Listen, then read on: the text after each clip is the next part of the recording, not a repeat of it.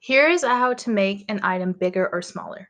So first I have to click on the actual object. Let's say I want to make this green item bigger.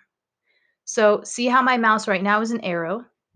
When I hover, that means I put the mouse over but don't click.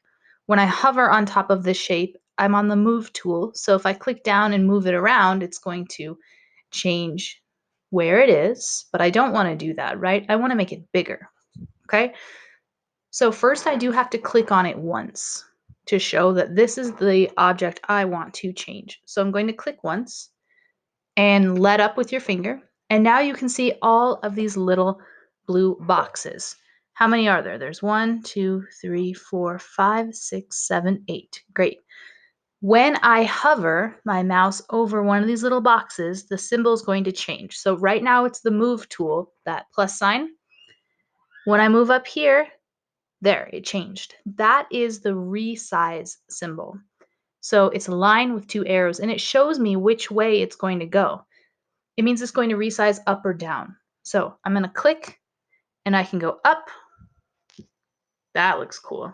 Or I can click, and I can go down. So that's going to make it taller or shorter. If you want to resize the shape but keep it looking the same, just bigger, you need to come to the corner. So again, this is selected, that's important. So if it's not selected, none of those boxes are going to show up until you click once. And then I hover, that means I move the mouse, but I don't click.